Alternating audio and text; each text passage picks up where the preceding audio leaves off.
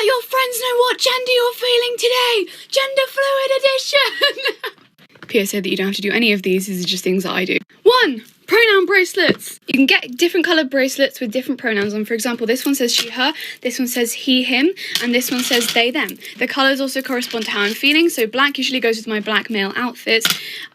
This usually goes with like my pink female outfits, and this usually goes as my non-binary outfit. Just a way to let your friends know what gender you're feeling today and how they can address you. Pins are also another good option. For example, I have this one that says they, them for when I'm feeling non-binary. 2. Clothing.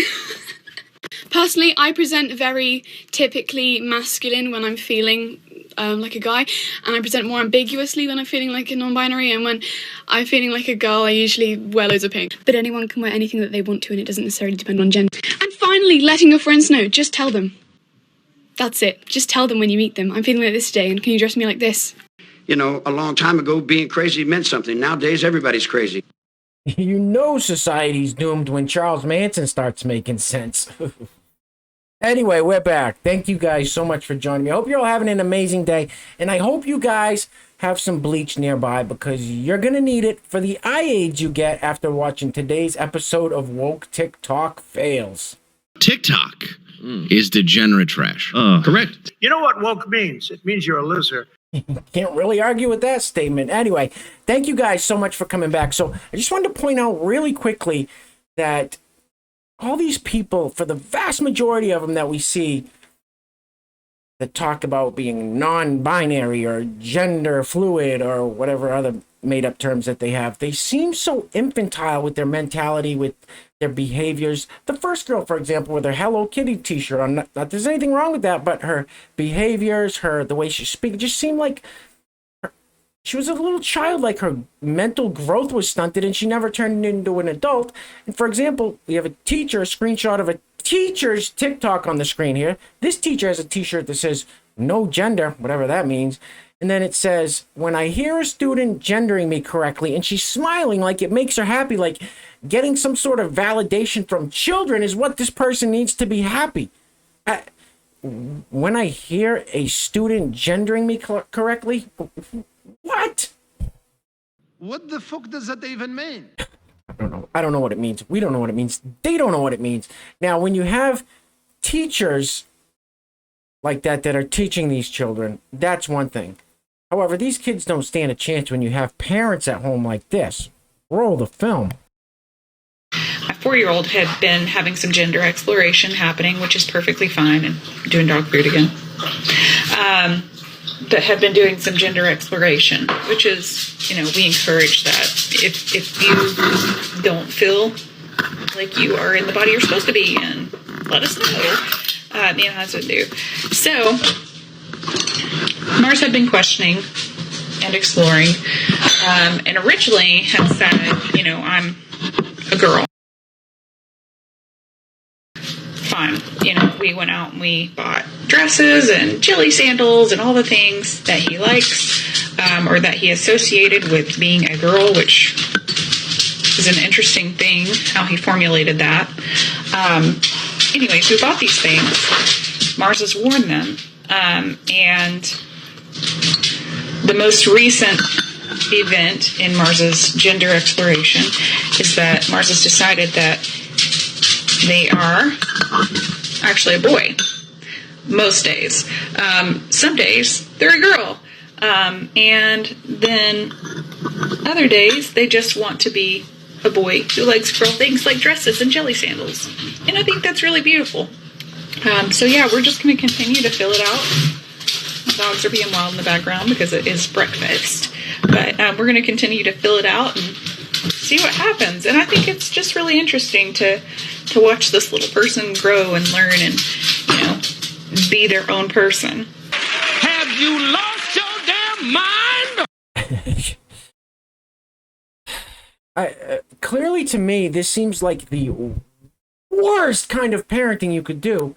You have a son, raise him to be, a strong, healthy male. You go buy your son dresses and jelly shoes? Like, what are you doing?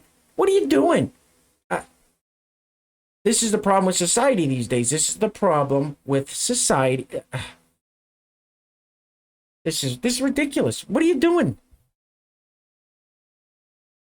Moving right along. When you get parents like that and teachers like this, society collapses, and that's exactly what we're seeing now. Roll it. Something really inspiring and also a little bit concerning I'm hearing a lot of teachers talk about is asking students their pronouns. This tells me that these teachers really care about their trans and non-binary students and want to make them feel comfortable in class. Unfortunately, asking about pronouns can make trans and non-binary students more uncomfortable because they're forced into a situation where they either need to lie or are forced to come out when they're not ready to. That's why this year I created these survey cards that ask students their pronouns, if they're comfortable with me using those pronouns in front of their peers, and definitely if they're comfortable with me using those pronouns with their parents and families. This strategy was inspired by a tweet by Ellie Ehrlich that circulated on social media. My cards also ask students the name they want to be called in class, as well as their most trusted adult in the building. As a bonus, these first few days of class, I can use them as cold call cards. Comment with your strategy for asking about pronouns and DM me if you want me to send you my template. He looks like a fucking loser.